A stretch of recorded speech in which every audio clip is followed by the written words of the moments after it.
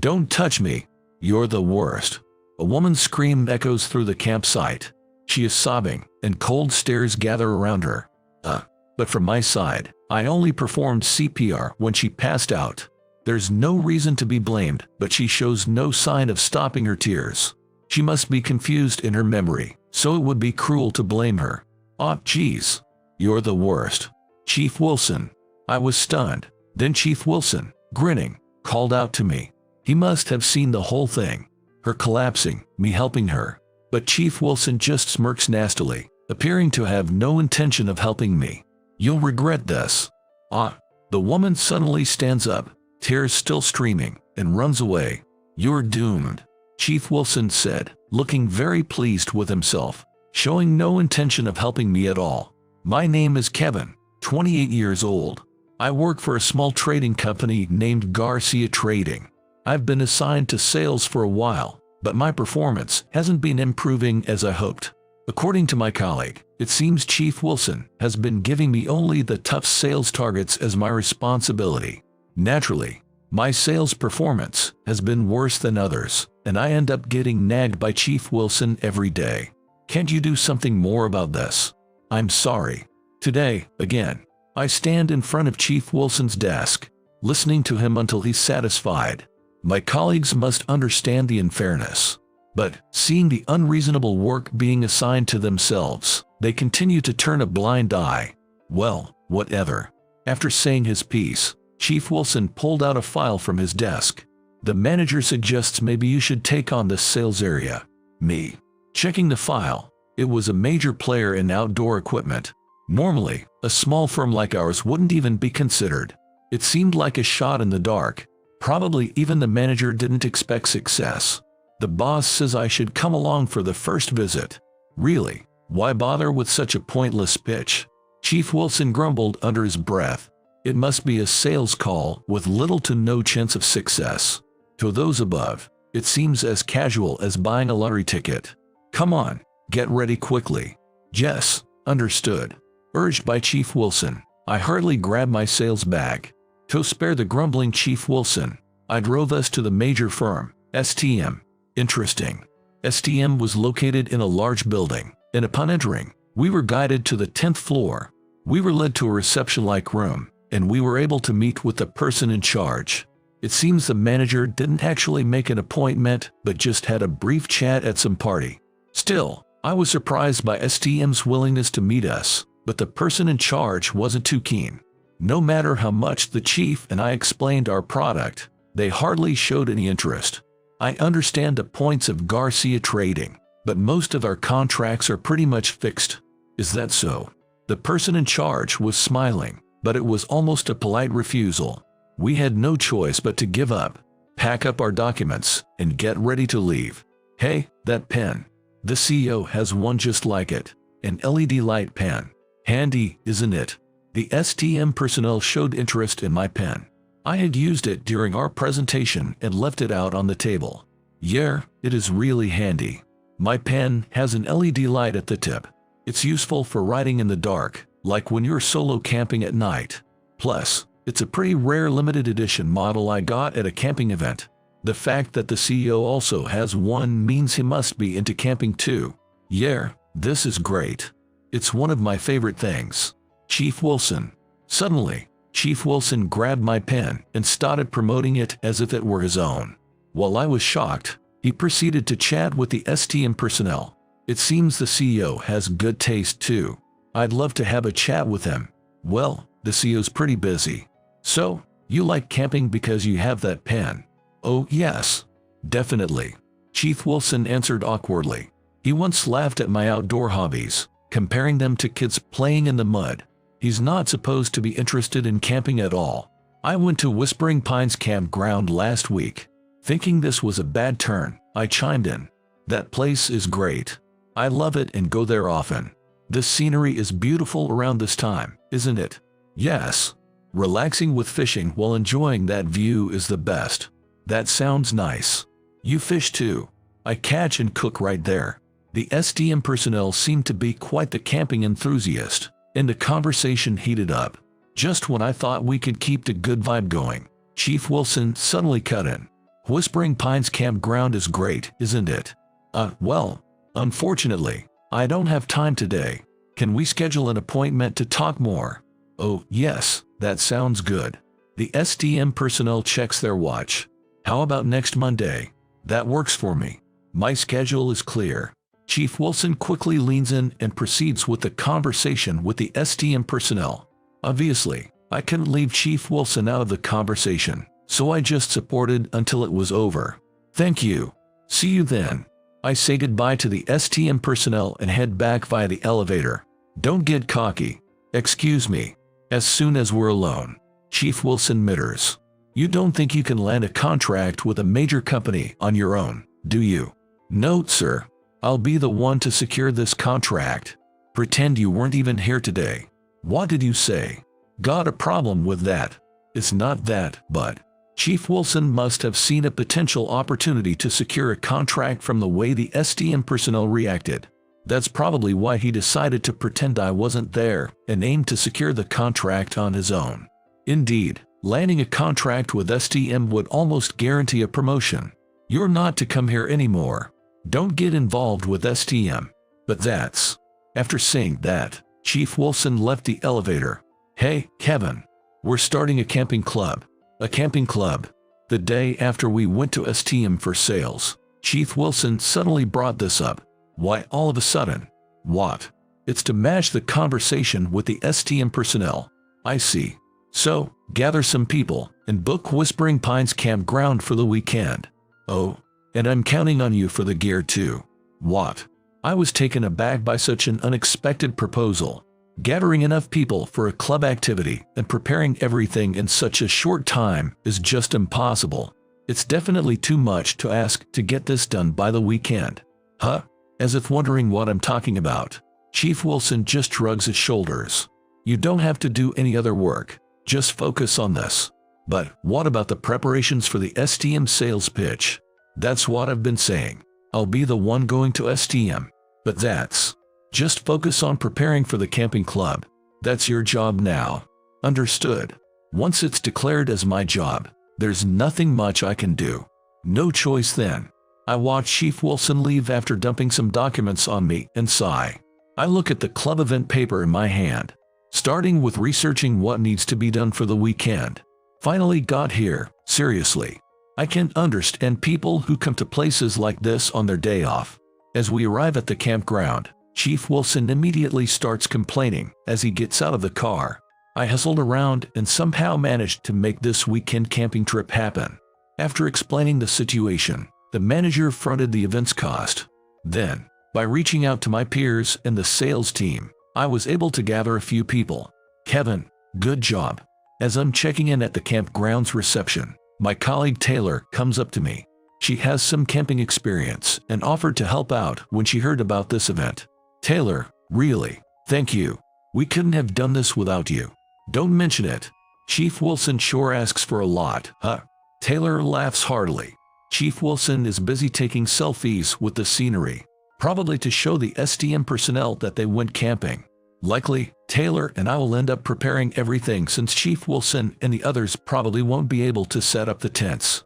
They plan to just have a barbecue and then head back. At this point, one might wonder what camping really entails, but since it's all for the sake of creating a buzz, it can't be helped. By the way, the camping trip is just for the day. So, I guess we're on preparation duty, huh? Yeah. Can you scout out the site while I bring over the food? Got it. We divided the tasks and proceeded with the camping. This looks fun. From a distance, I watched Chief Wilson and the others enjoying the barbecue. After taking some campish photos, they were now having a barbecue by the river. Taylor was called over by Chief Wilson to help take more campish photos. As a result, I ended up doing everything from carrying the food to setting up the tent and arranging the charcoal. I'm already pretty tired, and I'll probably be the one doing most of the cleanup too. Since staying close to Chief Wilson only gets me snide remarks, I'm keeping my distance for now. I'm exhausted. Considering what Chief Wilson and the others are doing, honestly, it might have been better to rent a cottage or something. But it seems they wanted to take photos of a real tent to show to the STM personnel. Looking all glum, huh? Have a drink, man. I was spacing out when suddenly Chief Wilson came over. "No, I have to drive." "Right. You love doing grunt work, don't ya?" Chief Wilson was in a really good mood. "You look dissatisfied, thinking you wanted to handle STM yourself, huh?" "No, that's not it. A big contract like that is too good for you. Young people should go through more hardships." Chief Wilson sneered sarcastically. "I'm giving you hardships. You should be thankful." Chief Wilson laughed without any remorse. "What?" As I looked around confusedly, something vanished from the corner of my eye. Suddenly, a woman seemed to have fallen and dropped into the river. Before I could comprehend what had happened, I had jumped into the river. The current varied greatly in different areas, swiftly carrying away anything in the fast parts. There wasn't even time to shout. No splashes were made. That's why the discovery was delayed, and rescue might not arrive in time. "Please, make it in time." I anticipated the river's current and hurried to where I thought the drowning person would have been carried. There, I spotted someone fluttering in the flow and quickly secured them, pulling her to shore and checking. She seemed to be unconscious. "Are you okay? Can you hear me?" Even shouting loudly, there was no response. She seemed not to be breathing at all. "Please, please." I started administering chest compressions in a panic. "Hey, what's going on? This is dangerous." Chief Wilson called out to me, but I had no time to explain. People started gathering around, wondering what had happened, watching us from a distance, seemingly clueless about what was happening. Perhaps due to the chest compressions, the woman seemed to regain consciousness. I realized then she was a delicate girl with a very cute face. "Are you awake?" "Where am I?" I talked to her, but she seemed to have no idea what had happened. After looking around nervously, she compared herself to me. "What?" She turned bright red, tears starting to form in her eyes. "How dare you touch me? You're the worst." Her voice echoed throughout the campground. She started crying, and the surrounding people began casting cold glances at us. All I had done was perform CPR on her after she passed out. "You'll regret this." The woman suddenly stood up and ran away, tears still streaming down her face. "You're doomed." Chief Wilson seemed very pleased, showing no intention of helping me. "Hey, the mood's killed. Let's leave this loser behind and go home. Let's call a taxi." Chief Wilson said this to everyone and quickly started preparing to leave. I was so shocked that my mind went blank. I can't even remember how I cleaned up or how I got back. After returning from the camp, I felt uncomfortable at the company. Chief Wilson had spread the story that I made a woman cry at the campsite. The rumor grew bigger and bigger, turning into a kind of gossip. And it seems Chief Wilson is frequently visiting STM with the photos from the camping trip. I'm not sure how far the negotiations have gone, but if a contract is secured, it would be a significant leap forward for him. Kevin, can I have a word?" "Yes, what is it?" I was stopped in the hallway by the manager.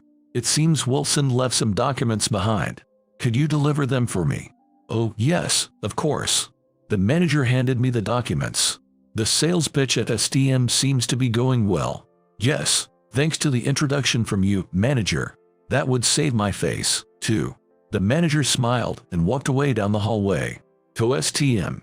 Although Chief Wilson told me not to go to STM, I had no choice if the manager asked me to. Reluctantly, I decided to head to STM. It's as big a building as always. After a long time, I went to the STM building and checked in at the reception. I got on the elevator and pressed the button for the 10th floor. Eek. Someone got on at the 2nd floor. When a strange gasp of surprise went up, I instinctively looked up to check it out. "Oh, why you're..." It was the woman from the campsite, the one I had performed CPR on. When she saw my face, her mouth opened and closed wordlessly. Soon after, her face turned bright red, and she silently turned away. She didn't respond when I tried to speak to her. She seemed to be trembling as she faced the elevator doors. I wanted to clear up the misunderstanding, but forcing a conversation didn't seem right. As soon as the elevator doors opened, the woman dashed out. I fought to let it be, but then she ended up getting on the elevator with someone else. Got off on the wrong floor. She muttered softly, noticing my puzzled look. When the people around chuckled, her face turned even redder. "Are you with Garcia Trading?" Walking out of the elevator, I was stopped by someone from STM. He was a handsome man in his 40s. Nice to meet you. I'm Kevin from Garcia Trading. I've come to deliver some documents to Chief Wilson. I see. I'll take care of them for you. My name is Jackson. Oh, thank you, Mr. Jackson. I handed the documents to Mr. Jackson and was about to give him my business card as well. However, I noticed Mr. Jackson smiling broadly at my shoes. Are you all right? Oh, my apologies. Those are some great shoes you've got on. Ah, thank you. They're leather shoes from a boot brand. They have high water repellency, and the rubber is high performance too. They're leather shoes that you could easily wear outdoors, aren't they? Yes, that's right. I really like shoes from this place. Sorry, I got carried away talking about it. I blurted out my bad habit and hurriedly apologized to Mr. Jackson. When it comes to outdoor stuff, I just can't help but talk too much. No, not at all. Look, I'm the same way. Jackson smiled refreshingly and lifted the hem of his pants to show his shoes. Indeed, his shoes were from the same brand I love. Wow, that's true. These shoes are great, aren't they? Yes. I'm not going outdoors with these, but I just don't feel right unless they're sturdy. I get it. It's easy to feel uneasy otherwise. Talking with Jackson was enjoyable, and I found myself getting caught up in the conversation. By the way, Garcia Trading went to Whispering Pines campground recently, right? Yes. Well, for me, it was a memory mod by making a girl cry. Not particularly pleasant. Would you like to go somewhere together with our camping club? That sounds great. Oh, but, I replied without thinking, but Chief Wilson had told me not to get involved with STM. Is it really okay to make promises about joint events on my own? No, passing up such an opportunity might lead to problems later on. Is something the matter? No, I'd definitely like to go somewhere together. I'm looking forward to it. Oh, we'll provide a camping gear. That's very much appreciated. We have many beginners. Then, should I hand over the documents to the person here now and discuss the joint event? Yes, that would be best. Chief Wilson should be able to put them together. Understood. We'll do that. Thank you very much. I'll be leaving then. Yes. I'm looking forward to seeing you at the joint event. After saying goodbye to Jackson, I headed back to the elevator. Whoa. Turning around, I saw that girl from the hallway's end looking this way. Oh. When our eyes met, the girl's face turned red, and she quickly went somewhere else. Pondering over the cute and curious girl, I headed back to the company. Hello. It seems discussions between Jackson and Chief Wilson had progressed, and our joint camping trip with STM became a reality. We went to a mountain owned by STM during a long weekend, turning it into a quite authentic camping experience. STM had many camping experts among them, each swiftly setting up their tents. For the campfire, we decided to start it from scratch with firewood, so several of us, including me, were gathering dry branches in the woods. That's where I ran into the girl I had performed CPR on again. Apparently, she was indeed an employee of STM. When she saw me, she seemed about to run away, but stopped when I called out to her. She just fidgeted and couldn't talk properly. I wanted to clear up the misunderstanding about the touching, but I didn't want to scare her by being too forward. While I was thinking about what to say, something cold touched my cheek. Checking what it was, I found that a rain shower had started, much like a sudden evening downpour. This is bad. Recalling the mountain's terrain, I realized a grim situation. We need to hurry, or it could get dangerous. In a panic, I grabbed her hand and rushed back to our base camp. No way. Before us flowed a swollen river. The log bridge that should have been there was gone, completely severed. What should we do? We need to find another way. The woman was visibly distressed, on the verge of tears. However, the rain was getting stronger, and visibility was severely reduced. Moving recklessly could lead to slipping into the river or falling off a cliff. Do you have a smartphone? No, I left it in my bag. Me too. Both of us had left our smartphones behind, thinking we'd only be gathering firewood. Without a map or a way to communicate, staying put and waiting for help was the best option. But being continuously hit by the cold rain could deplete our energy before surviving the cold night. We needed a way to protect ourselves from the rain and wind. Let me borrow that branch for a moment. Okay. I selected a larger branch and hucked it between two trees. Then laid branches from side to side over it, creating a tent-like shape. Next, I covered the gaps with dry leaves to block the wind and rain. Finally, I dug a trench in the ground for the rainwater to flow and covered the floor with spare branches and leaves. This made a makeshift shelter. Sorry it's cramped. Let's wait out the rain here. Yes, it's amazing. She entered the shelter I made, surprised. It's not letting up, huh? She murmured softly. The rain I thought was just a shower didn't let up at all and continued to pour heavily for a long time. Yes. We huddled together in the small shelter, somehow keeping the cold rain at bay. My name is Kevin. I work in sales at Garcia Trading. Oh. When I introduced myself, she looked surprised. It seems like she had also forgotten to introduce herself until now. I'm Jessica, Jackson's daughter. I'm a student. Huh? You're not with STM. My dad works at STM. He brought me along. I see. So, Jessica, you like camping. When I said that, Jessica made a slightly sulky face. I like camping, but now I'm a bit scared. Scared? Looking into her earnest eyes, I had a bad feeling. Is it because of what happened at the last camp at Whispering Pines campground? Yes. Jessica blushed and turned her face away. I'm sorry. Certainly, for a student like her, receiving CPR from a stranger like me must have been shocking. I wanted to clear up the misunderstanding, but more than that, I felt the need to reassure her. As I pondered what to say, I realized the sound of the rain had stopped. Stepping out of the shelter to check, I found it had turned into a drizzle. The rain has stopped, Jessica. I stepped outside and beckoned to Jessica. Jessica cautiously stepped out and seemed relieved to see the sky clear of rain. Thank you, Kevin. Yeah. Her radiant smile took me by surprise, and I couldn't help but feel a flutter. Kevin, you're safe. From a distance, a light wavered and Taylor's voice approached. A woman. For some reason, Jessica's eyebrows twitched. But now was not the time to worry about that. Over here, Taylor. Jessica's here too. Oh, good to see you. Along with Taylor's light, several other lights approached. Kevin, you're amazing. Making a shelter and all. What are you so friendly all of a sudden? Taylor looked at my shelter and praised me, putting her hand on my shoulder. It seems I had worried her quite a bit. Look, it was me that Kevin touched. Just when I thought we were in the clear, Jessica blurted out something unbelievable. Kevin. Taylor's gaze was icy. It's not what it looks like. It's a misunderstanding. It's not a misunderstanding. When you touched the clothes and... This is bad.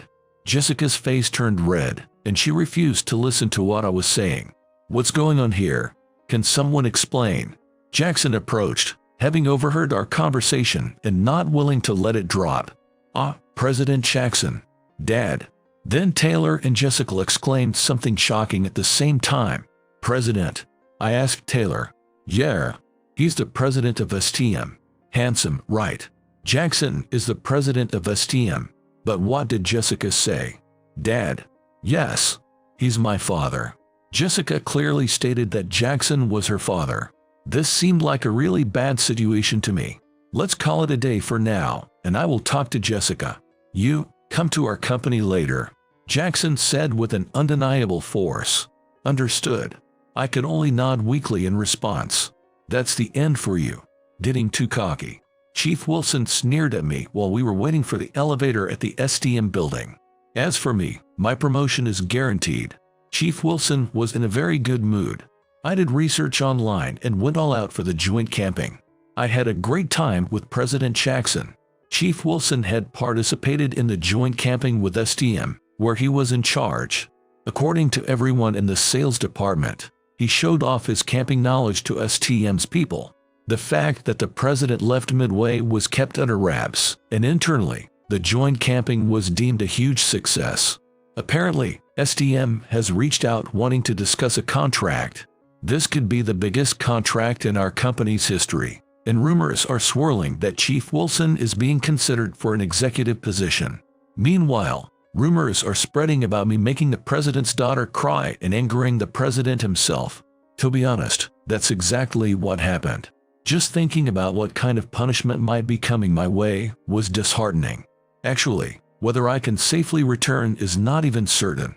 This elevator seems like your countdown, Chief Wilson said as the floor numbers descended from 10 to 1. Indeed, I couldn't help feeling something ominous as he said, "Well, what is this supposed to mean?" Prepared ourselves. Chief Wilson and I made our way to the president's office. There, President Jackson was waiting, but oddly enough, Jessica was standing right next to me. She was blushing and seemed very happy. "Would it bother you if I were here? It's not that I mind, but I'm just wondering if it's okay. If you don't mind, then that's great." She smiled sweetly and didn't seem to want to leave my side. "Let me explain." President Jackson started, seeming a bit reluctant to speak. "Jessica remembers being touched by you at the Whispering Pines campground." Indeed, Jessica had said as much and had cried, but her memory of before and after is hazy, and she thinks she felt you were wonderful. Is that so? I wasn't sure myself, so I looked into it and found someone who had recorded the incident on their smartphone. Really? Yes. We were able to confirm you pulling Jessica from the river and performing CPR on her. Does this mean the misunderstanding is resolved? I'm sorry, Kevin. I don't remember it well. Jessica looked at me with sparkling eyes. Being gazed at by such a cute girl, I couldn't help feeling embarrassed. I'm sorry. I've sheltered her too much, and she doesn't understand how to gauge distance with men. I see. Perhaps this is what being a president's daughter entails. In short, you've saved my daughter twice. I can't thank you enough.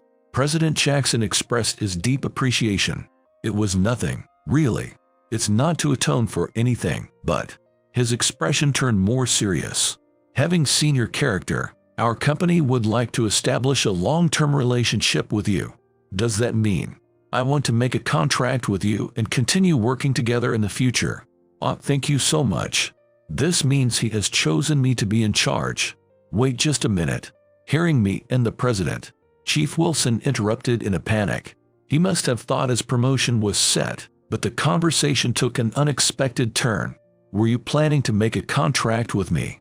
A contract with you? When Chief Wilson asked, President Jackson coldly replied, "Did you think you'd be praised for showing off knowledge you looked up online to our outdoor specialists? Well, that's... If you had at least read the room and noticed that we were annoyed, it would have been more tolerable. But you're incredibly shallow. Excuse me. That's quite a thing to say. Moreover, from what I've seen in the video, it appears you were just standing there watching Jessica drown. That's... You even went out of your way to worsen Kevin's position in the company after his desperate effort. Gasp. The way you treated the person who saved my daughter. You really think I would let that slide?" President Jackson said with an imposing presence, causing Chief Wilson to shrink back. "I'll make sure to inform your executives that keeping you employed will bring significant disadvantages to the company," he continued sternly. "Damn it," Chief Wilson muttered, defeated. He glanced at me for a moment but then looked down powerlessly after receiving a stern look from Jessica. I ended up securing a major contract and gained respect within the company. More importantly, I was recognized for my knowledge by everyone at STM and got headhunted by President Jackson. I decided to wait until the project at Garcia Commerce was completed. After achieving sufficient results and taking over the position, I was transferred to STM with special treatment. Chief Wilson, on the other hand, found himself out of a place in the company and quietly left. Bad rumors about him spread in the industry, making it difficult for him to find re-employment. "Kevin, the sky is so beautiful," Jessica remarked, looking up. "Yeah, it's beautiful." Jessica and I, both loving camping, find ourselves camping together almost every week. Tonight, gazing up at the night sky during our camp, I felt my heart being cleansed. Shouldn't you be saying Jessica is more beautiful, though? No doubt about that. Let me rephrase then. Jessica is looking at me with sparkling eyes. Being expected like that makes me want to tease her a bit. "You're the moon to my night." Jessica's face turns bright red and she looks down. My face heats up too, leaving me no choice but to look up at the night sky. Neither of us are experienced in love, but I believe we can move forward at the same slow pace together.